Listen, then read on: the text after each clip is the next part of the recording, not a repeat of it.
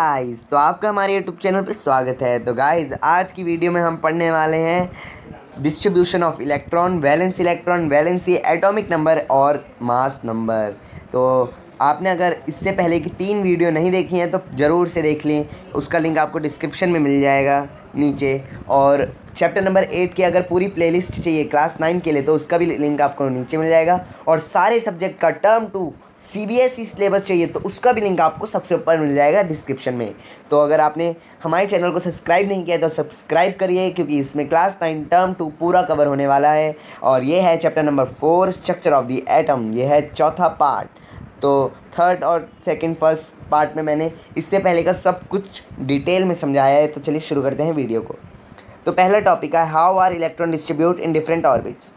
Electrons अलग अलग orbit में कैसे बांटे गए हैं। तो ये आपका NCERT पे जो टाइटल है वही है, और ये सारे point pure NCERT book class 9 से लिया गया है। तो पहला पॉइंट हमारा कहते हैं the maximum number of electron present in a shell orbit is given by the formula 2n² in which n is orbit number. तो यहाँ पे जो मैंने 2n ऐसे वाला 2 लिखा है उसका मतलब है 2n का स्क्वायर। वो n का स्क्वायर लिखा है, आप ज़रूर अपनी बुक से पढ़ोगे तो आपको स्क्वायर दिखेगा। तो n का मतलब मैं पहले समझा देता हूँ आपको। n का मतलब होता है नंबर ऑफ़ ऑर्बिट। वो कौन सा नंबर है ऑर्बिट का, मतलब वो कौन से नंबर वाला ऑर्बिट है। जैसे k वाला जो होता है वो 1 होता है, k l का होता है 2, m का होता है 3 और n का होता है 4। तो अगर आपको बोला जाए कि k शेल में कितने ऑर्बिट मतलब कितने इलेक्ट्रॉन्स आ सकते हैं, तो हम उसे निकालेंगे 2n स्क्वायर का फॉर्मूला लगा के। जो यहाँ पे n जो है हमारा वहाँ 1 होगा और उसका स्क्वायर, n का स्क्वायर 1 और 2 आ जाएगा हमारा आंसर। मतलब मैंने पिछली वीडियो में बताया था कि मैक्सिमम जो नंबर ऑफ़ इलेक्ट्रॉन है k शेल में वो हमारे कितने हैं 2, l में 8, n में 8, m में 8। तो इसमें इसने बोला है कि हम इस फार्मूले से निकाल सकते हैं कि कितने इलेक्ट्रॉन्स आ सकते हैं एक किसी भी ऑर्बिट में। पर दूसरे पॉइंट में इसने क्या कहा है the maximum number of electron that can be accommodated in the outer most orbit is 8। अब इसने दूसरे जो पॉइंट है उसमें क्या बोला है, जो ज़्यादा से ज़्यादा इलेक्ट्रॉन कोई भी आउटर मोस्ट ऑर्बिट में अगर फिट हो सकते हैं तो वो सिर्फ 8 है। अब जैसे अगर मैं m का निकालूँ ना कि कितने आते हैं, तो मैं लगाऊंगा 2n², वहाँ m होगा हमारा 3 और 2 × 9 18। अब 18 आ रहे हैं, पर इसने कहा गया है कि 8 आ सकते हैं। तो इसने पॉइंट मेरे को ज़्यादा मतलब पसंद नहीं आया, मेरे को लग रहा है ये गलत पॉइंट है, पर फॉर्मूला आपको याद करना है, ये आपके पेपर में आ सकता है। तो थर्ड पॉइंट हमारा है electrons are not accommodated in a given shell unless the inner shell are filled, that is the shells are filled in a step wise manner.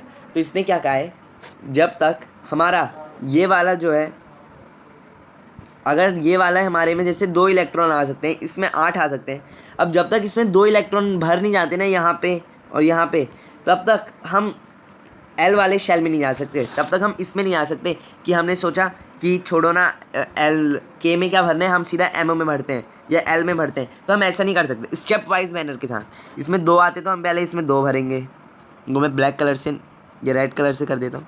फिर हम अगर हमारा एटॉमिक नंबर जो आपका अभी मैं समझाऊंगा क्या होता है एटॉमिक नंबर, अगर हमारा 9 है तो हमारे 9 में कितने आएंगे, 2 यहाँ पे आ जाएंगे। ये हमारा न्यूक्लियस में हमारा प्रोटॉन और न्यूट्रॉन रहता है, तो यहाँ पे हमारा 2 भर गए हैं, 2 3 4 5 6 7 8 9।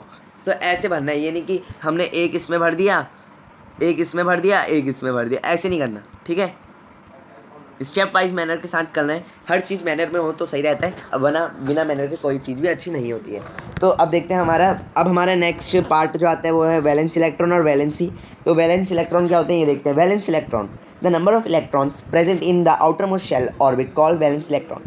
जो भी इलेक्ट्रॉन प्रेजेंट होता है आउटर मोस्ट यहाँ पे शेल, आउटर मोस्ट शेल नाम की चीज़ आई है, वो है जैसे ये हमारा कुछ एटम ऐसा दिखता है ना, मैंने पिछली वीडियो में बताया था, ये न्यूक्लियस होता है ना।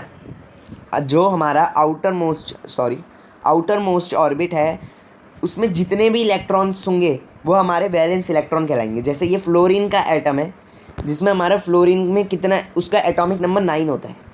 एटॉमिक नंबर 9 मैंने बताया था कि एटॉमिक नंबर जो होता है वो इलेक्ट्रॉन भी सेम होता है और प्रोटॉन भी सेम होता है। मतलब प्रोटॉन भी इसमें 9 होंगे, इलेक्ट्रॉन भी इसमें 9 होंगे और एटॉमिक नंबर भी 9 होंगे। पर न्यूट्रॉन चेंज होते रहते हैं, ये एक दो नंबर ऊपर भी हो सकते हैं, एक दो नंबर नीचे, और सेम भी हो सकते हैं।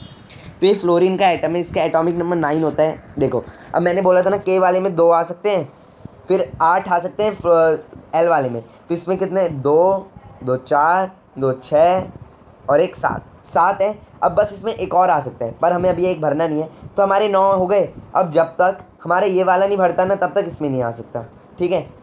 वैसे ही इसमें का है कि जो ये बाहर वाले ऑर्बिट में जो जितने भी सेल है ना ये वाले ऑर्बिट में, वो हमारे वैलेंस इलेक्ट्रॉन होंगे। मतलब इसमें 7 इलेक्ट्रॉन है, ठीक है।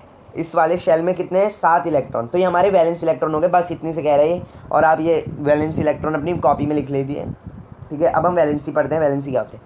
वैलेंसी इस चैप्टर का बहुत ही ज़्यादा महत्वपूर्ण पार्ट है, और ये 10th में भी मदद करेगा, 11th में भी जो साइंस लेगा उसके लिए हर जगह ये मदद करेगा। तो इससे अगर आपने अच्छी तरह नहीं समझा ना, मतलब आपने कुछ नहीं समझा। इस चैप्टर का मेन बेस ये है। तो देखते हैं ये क्या कह रहा है हमारा। तो valency is the combining capacity of an atom, therefore their tendency to react and form molecule with atom of the same और डिफरेंट एलिमेंट। तो ये क्या कह रहे हैं, वैलेंसी जो है एक कंबाइनिंग कैपेसिटी है, मतलब जोड़ने की उसकी शक्ति है। एक एटम की जोड़ने की शक्ति को हम वैलेंसी कहते हैं। तो उसकी जो टेंडेंसी होती है वो या तो रिएक्ट करती है और एक मॉलिक्यूल बनाती है, और वो एटम सेम भी हो सकता है। मतलब वो जो एटम है वो अपने ही जैसे एटम के साथ रिएक्ट करके मॉलिक्यूल बना रहे हैं, जैसे O2। अब O2 मतलब ऑक्सीजन के 2 ऑक्सीजन, मतलब O2 जो है मतलब ऑक्सीजन इंटू ऑक्सीजन। तो ये क्या बना रहे हैं, अपने के साथ ही रिएक्ट करके ये O2 बना रहे हैं, मतलब ऑक्सीजन मतलब O2 बना रहे हैं। तो ये क्या अपने साथ ही कर रहे हैं। अगर हो जाए H2O, अब यहाँ पे देखो, पहले तो H नहीं कर रहा है, मतलब हाइड्रोजन इंटू हाइड्रोजन हुआ, फिर क्या हो गया, O हो गया, मतलब H का मतलब H 2 हो गए और ऑक्सीजन 1 हो गया। ये मॉलिक्यूल बना रहे हैं, और एक एटम सेम मतलब O2 मतलब O और O भी एक मॉलिक्यूल बनाते हैं, O2 वाला। तो ये क्या कह रहे हैं, for the atom having valence electron less than और equal to 4, valency is the same as that the number of valence electron in that atom. तो ये क्या कह रहे हैं, जो एक एटम है उसके वैलेंस इलेक्ट्रॉन अभी मैंने पहले बताया था कि आउटर मोस्ट वाले जो शेल में जितने इलेक्ट्रॉन्स हैं उसे हम वैलेंस इलेक्ट्रॉन कह रहे हैं।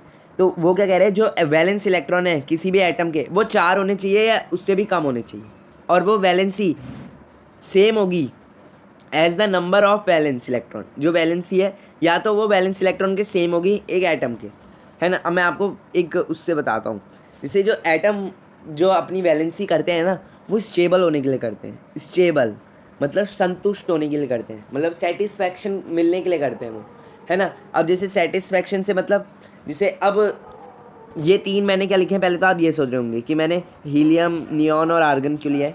तो देखो अभी मैंने बताया था के में 2 इलेक्ट्रॉन आ सकते हैं, एल में 8, एम में 8 और एन में 8 मैंने कहा था। तो इसका मतलब क्या है कि इसमें इससे ज़्यादा नहीं आ सकते, और पूरी पीरियोडिक टेबल में इतने मतलब सेम बिल्कुल एग्जैक्ट इलेक्ट्रॉन कहीं पे भी नहीं मिलेंगे, ठीक है। आई होप आपको समझ आ रहा होगा कि मतलब के में 2 हैं तो सेम हीलियम में भी 2 ही इलेक्ट्रॉन है, उससे ना एक ज़्यादा ना एक कम। नियॉन में 2 और 8 आ सकते हैं ना, के में 2 और एल में 8, तो इसमें भी एग्जैक्ट 10 ही है, 11 नहीं है। और आर्गन में कितने, 18 है। तो ये तीनों फुल कर रहा है, मतलब एक भी छोड़ नहीं रहा या एक भी कम नहीं हो रहा, ठीक है। तो इन्हें क्या कहते हैं, स्टेबल। अब जो बाकी सारे जो है ना, बाकी सारे जो एलिमेंट है वो इन तीनों की तरह बनना चाहते हैं। अब मैं बाकी सारे इलेक्ट्रॉन दिखाता हूँ कौन से।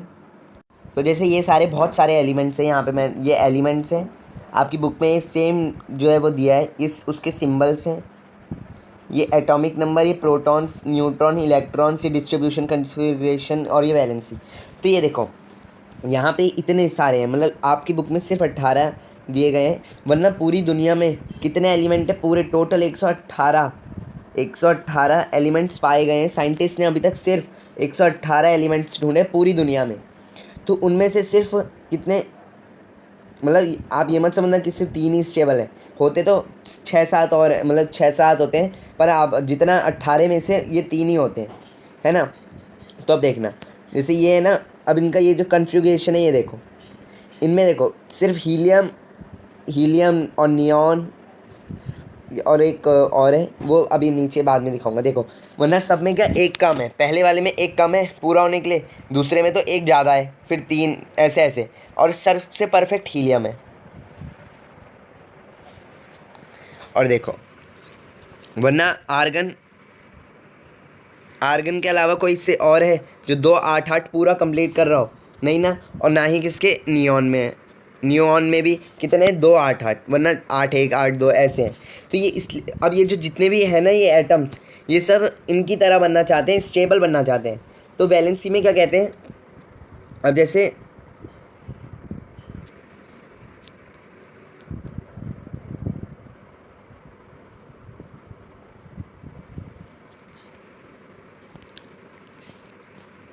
सॉरी, तो इसमें क्या है स्टेबल। अब जैसे हाइड्रोजन में एक होता है ना, तो इसमें अब इसको पूरा होने के लिए एक और चाहिए ना, +1 एक और चाहिए। पर हीलियम, अब जैसे जो हमारा नियॉन है उसमें भी 10 होते हैं, और इससे पहले वाला जो फ्लोरीन होता है, अभी मैंने एग्जांपल दिया था, उसका एटॉमिक नंबर 9 होता है। तो इन सबको पूरा होने के लिए 1 1 या 2 2 या 8 8 की वो ज़रूरत होती है। अब ये क्या करते हैं, ये अपना जो है एक केमिकल रिएक्शन करते हैं इलेक्ट्रॉन्स। अब जो हीलियम है वो 2 है, हीलियम, और हाइड्रोजन पे 1 है। अब हाइड्रोजन एक ले भी सकता है किसी से, +1 भी कर सकता है, और जो 1 है उसको माइनस भी कर सकता है। तो ये क्या 0 हो जाएगा या 2 हो जाएगा, तो ये स्टेबल हो जाएगा। अब मैं लेता हूँ एग्जांपल कार्बन का एटॉमिक नंबर 8 होता है। अब इसको के में 2 हो गए और इसमें 6 हो गए। अब देखो, अगर ये 2 लेगा, ये अगर 2 प्लस करेगा तो 8 हो जाएंगे, पर ये ऐसा नहीं करेगा, क्योंकि इसमें होती है एनर्जी की बात। इसमें क्या होती है, एनर्जी की बात।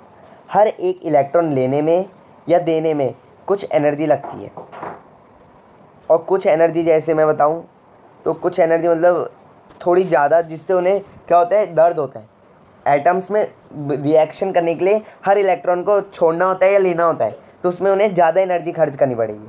अब वो 2 लेंगे तो भी उतनी एनर्जी लगेगी, और 6 छोड़ेंगे तो इन्हें ज़्यादा एनर्जी लगेगी, क्योंकि हर एक छोड़ने या देने में सेम इक्वल, मतलब इक्वल एनर्जी लगती है, देने में भी और छोड़ने में भी। तो अब ये 2 प्लस करेगा ना, छोड़ेगा थोड़ी ना 6, तो इसको ज़्यादा एनर्जी खर्च करनी पड़ेगी। अब जब ये 2 लेगा तो ये क्या हो जाएगा, ये चले जाएगा नेगेटिव में, -2 या आप इसे वो भी लिख सकते हैं 2 नेगेटिव। अब नेगेटिव का मतलब क्या है, अगर आप किसी से उधार लोगे तो आप क्या हो जाओगे, कर्ज वाले हो जाओगे, आप उधारी हो जाओगे। तो उधार को माइनस से डिनोट करा जाता है, और आप किसी को दान करोगे अगर, तो क्या हो जाएगा, पॉजिटिव चीज़ है। तो वैसी अगर जैसे 2 इलेक्ट्रॉन आपके दिए हैं, जैसे आपका कार्बन पे होते हैं 8, और एक और होता है मैग्नीशियम, इस पे 8 होते हैं, इस पे होते हैं पूरे होते हैं, इस पे 12। तो इसकी कन्फिग्रेशन कैसी होगी, 2 और 6, इसकी होगी 2 8 10 और 2। अब देखो, इस पे 2 ज़्यादा है, अगर ये चाहे तो 8 ले भी सकता है, पर इसे ज़्यादा एनर्जी खर्च करनी पड़ेगी। तो ये 2 किसको दे देगा, कार्बन को दे देगा। मान लो 2 कार्बन को दे देगा, तो कार्बन क्या हो जाएगा, 2 का ऋणी हो जाएगा, मतलब उधार पे चले जाएगा। और मैग्नीशियम 2 प्लस, मतलब उस पर 2 इलेक्ट्रॉन दान करे तो प्लस में हो जाएगा। आप अभी इतना ही समझो, ज़्यादा समझो मत, है ना। तो ये स्टेबल एलिमेंट्स होते हैं। अब इन्हें स्टेबल और होना है, तो इनको मतलब दूसरों को स्टेबल होना है, तो उन्हें अपने क्या ये पूरे करने होंगे, इन तीनों की तरह बनना होगा, ठीक है। अगर आगे देखोगे आप, तो आगे एक और 8 मिल जाएगा, एक और 8 मिल जाएगा, फिर ऐसे 8 8 ऐसे मिलते रहेंगे। तो अब देखते हैं हमारा दूसरा टॉपिक जो है एटॉमिक मास, और 5वां है हमारा मास नंबर, चौथा ही है। तो एटॉमिक मास क्या होता है, the atomic number, atomic mass नहीं, एटॉमिक नंबर, सॉरी। तो what is atomic number, the atomic number of an atom is equal to number of proton in the nucleus of an atom और number of electron in an electrically neutral atom. तो मैंने बताया था आपको कि atomic number क्या होता है। एटॉमिक नंबर मतलब एटम का नंबर, जो मैंने अभी बताया था, जैसे कार्बन का 8 होता है, फ्लोरीन का 9 होता है, और नियॉन का 10 होता है। तो ये क्या मैंने बताया था, एटॉमिक नंबर किसके बराबर होते हैं, एटॉमिक नंबर होते हैं नंबर ऑफ इलेक्ट्रॉन और नंबर ऑफ प्रोटॉन के, मतलब जितने प्रोटॉन होंगे उतना इलेक्ट्रॉन भी होंगे, और जितने इलेक्ट्रॉन और प्रोटॉन होंगे उतने एटॉमिक नंबर होंगे। इसे ये फॉर्मूला बताया था ना मैंने,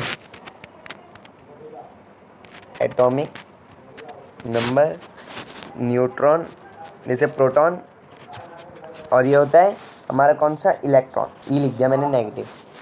तो ये बराबर होते हैं ना सब, क्योंकि अगर एटॉमिक नंबर 8 है तो प्रोटॉन भी 8 होंगे और इलेक्ट्रॉन भी कितने होंगे, 8। न्यूट्रॉन डिसाइडेड नहीं होते, वो 1 2 ज़्यादा भी हो सकते हैं, 1 2 कम भी हो सकते हैं। तो आप ये समझ लो, बस ये डेफिनेशन याद कर लो, जितने नंबर ऑफ प्रोटॉन न्यूक्लियस में होंगे और जितने नंबर ऑफ इलेक्ट्रॉन्स ऑर्बिट में होंगे उतना ही एटॉमिक नंबर होगा। अब मास नंबर क्या होता है? अब मैंने आपको एक चीज़ बताई थी, या मैं अभी बताने वाला हूँ, जो नंबर ऑफ प्रोटॉन होते हैं और जो नंबर ऑफ न्यूट्रॉन होते हैं वो कहाँ पे पाए जाते हैं? उसके न्यूक्लियस में। किसके? एटम के न्यूक्लियस में। तो व्हाट इज मास नंबर, पहले ये देख लेते हैं। Mass number of any atom is defined as the sum of the number of proton and number of neutron since the proton and neutron are inside the at nucleus. जो proton और neutron होते हैं वो nucleus में होते हैं, और nucleus ही पूरे, जैसे मैंने बताया था ना कि एक बुक का मास उसके सेंटर में होगा या उसके कोने पे, तो हमने बोला ना कि उसकी न्यूक्लियस मतलब बीचों बीच होगा, वहाँ पे वो स्टेबल हो जाएगा, मतलब पूरा वो हो जाएगा, इसमें संतुष्ट नहीं है, इसमें पूरा मतलब टिका रहेगा। तो वैसे ही एक एटम का मास उसकी न्यूक्लियस में होता है, और न्यूक्लियस में क्या क्या होते हैं? प्रोटॉन और न्यूट्रॉन। तो अब इनका जितना भी एटॉमिक नंबर होगा, अब ये चीज़ समझने वाली है, इसका जितना भी, अगर प्रोटॉन और प्लस न्यूट्रॉन, प्रोटॉन का जैसे एटॉमिक नंबर 8 है और न्यूट्रॉन का 11, तो हमारा मास नंबर कितना हो जाएगा? 19 हमारा मास नंबर हो जाएगा। ठीक है, आई होप आपको समझ आया होगा। जैसे ऑक्सीजन का जो प्रोटॉन का नंबर होता है वो होता है 8, और न्यूट्रॉन भी 8 होता है। मैंने बताया था सेम भी हो सकते हैं और इक्वल भी नहीं हो सकते या अनइक्वल हो सकते हैं। तो इसका 16 हो जाएगा, प्लस कर देना है हमें सिंपल। जैसे प्रोटॉन न्यूट्रॉन जितने दिए हैं ना हमें, तो हमें उसको क्या कर देना है? प्लस कर देना है, तो हमारा निकल जाएगा मास नंबर। तो थैंक यू। अगली वीडियो में हम देखने वाले हैं आइसोटॉप्स और आइसोबार्स, जो हमारा लास्ट पार्ट है इस चैप्टर का। उसके अगली वीडियो में हम इस चैप्टर से रिलेटेड कुछ MCQs डिस्कस करेंगे। तो पार्ट नंबर 5 के लिए इस चैनल को सब्सक्राइब कर लो, और अगर वीडियो अच्छी लगी हो तो लाइक कर देना।